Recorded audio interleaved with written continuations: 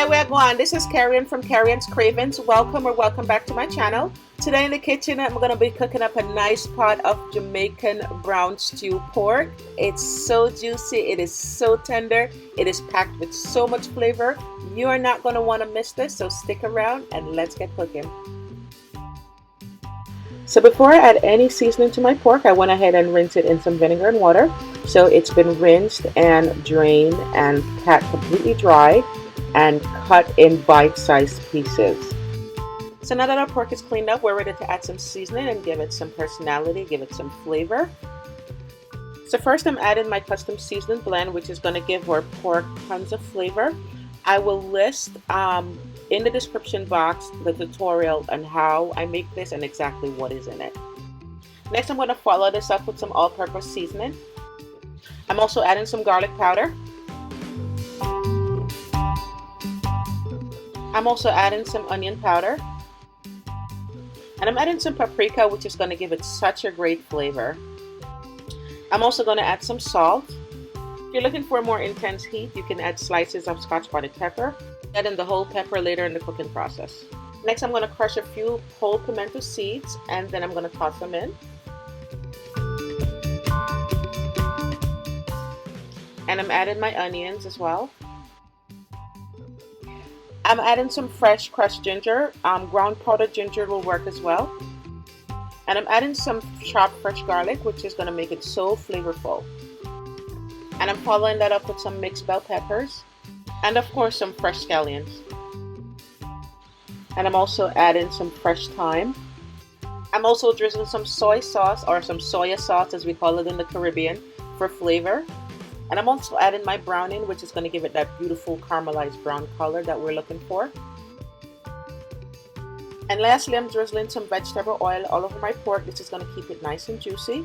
It's also going to help me in the next few minutes when I go to massage my seasoning into my pork. I usually use my bare hands for this part because I need to multitask and I'm touching different surfaces. So to avoid cross-contamination, I throw on a pair of gloves. So now we want to combine all our seasoning and veggies into our pork. We want to combine all that flavor that's sitting in our bowl. Make sure that each and every piece of pork is completely covered and coated in the seasoning blend. This is perfect. This is exactly how we want our pork to look at this point. So now I'm going to cover this with some cling wrap. You want to cover it with something airtight and allow this to sit for at least 30 minutes so all that flavor in the bowl can start to penetrate into the meat. You can have this sit up to 24 hours. Of course, the longer it sits, the more flavorful your end result is going to be.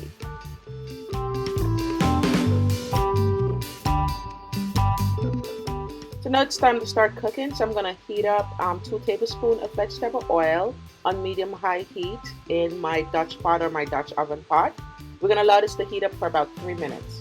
An easy way to tell when your oil is ready is by placing a utensil in the pot like I'm doing here. And you see all those bubbles around the edge of the spoon? That tells you you're good to go. So now that our oil is nice and hot, we want to go ahead and add our meat. We're going to stir these up for 5 minutes to lock in those flavors. I love the sound of food searing. Am I the only one? It's like music to my ears. Comment below and let me know if that's one of the best sounds ever for you. And this smells so good. Smells so divine. I wish I could share the smell with you right now. Don't rinse that container we have the meat in. You want to set it aside and we're going to use it in just a few minutes.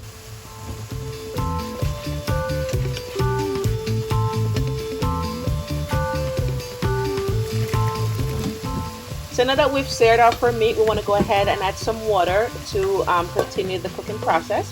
So now we're going to use that bowl that we seasoned the meat in because there's some seasoning still sitting in there.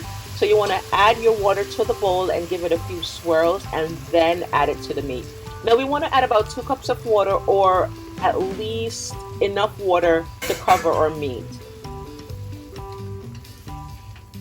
So set your timers. We're going to cover our pot and allow this to cook for 10 minutes. So now we've arrived at that 10-minute mark and we're going to go ahead and check on our pot. And we're going to give it a nice stir and check to make sure it's not sticking or burning. Then we're going to return our cover and allow this to cook for 30 minutes. We've arrived at that 30-minute mark, so you want to go ahead and check on your meat to make sure it's not sticking or burning. Also, you want to check your liquid levels. If the levels are below the meat, you want to add some more just to bring it up. You don't want to add too much water, just enough to cover the meat. Then we're going to cover our pot and allow this to cook for another 20 minutes.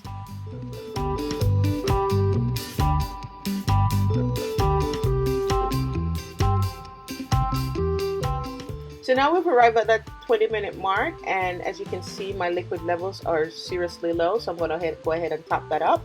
Once again, you want to add enough water to cover the meat. You're going to need all that liquid to continue cooking your pork. Once everything looks good, we're going to go ahead and return our cover and allow this to cook for 10 more minutes. So now we've reached our 10-minute mark, and we're going to go ahead and check on our pork once more. This time we want to do a check for doneness, in addition to, of course, checking to make sure it's not sticking or burning and make sure that our liquid levels are where they should be. So now I'm going to test to see just how tender my pork is at this point. It's been cooking for a little over an hour, and look how tender that is. The fork just goes right through it. So I know at this point that my pork is ready. So at this point, I'm going to go ahead and bring up my liquid levels. I'm going to add a little bit more water.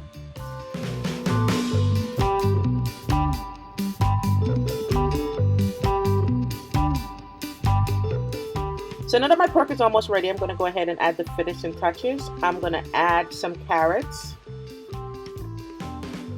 I'm also going to be adding some potatoes, which is going to act as a thickening agent, so we don't have to use cornstarch. It's going to give us that beautiful thick gravy that we're looking for. So I'm going to follow it up with some fresh thyme and some onions.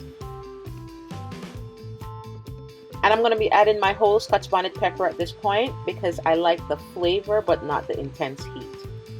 Now you can also choose to add a little bit more browning at this point if you like your stews to be a little bit more on the darker side. But for me, this is perfect as is, but the choice is completely up to you. Then we want to cover our pot and allow our veggies to cook for 10 minutes. So now we've arrived at that 10-minute mark, and we want to go ahead and check on our pot again. Everything looks good. This smells so delicious. You want to go ahead and check on your potatoes just to make sure that they're cooked all the way through, to make sure that they're fork tender, and this is perfect. Look how nicely that mashes out. Add a little bit more water just to bring up my gravy levels. I like to have a little bit more gravy for my pork. Feel free to remove those woody bits of thyme. We've extracted all the flavoring from our thyme already, so you can just remove those and discard them. I just want to show you how nice and thick our gravy is. That's a beautiful consistency. That's exactly what I'm looking for. Don't forget to taste test your stew and add salt or all-purpose seasoning per your taste. At this point, I don't need to add anything else to my stew pork, so I'm just going to go ahead and allow this to simmer for another 3 minutes. Then I'm going to turn my flames off. And there you have it, my loves, my Jamaican stew pork. It is so tender, it is so juicy, and it's packed with so much flavor. As always, I want to thank you for tuning in and hanging out with me today, and I hope you will give this recipe a try, as well as give this video a thumbs up. Now, if you haven't already subscribed to our channel, I invite you to subscribe now and hit that notification bell. As always, one love and stay blessed, my friend.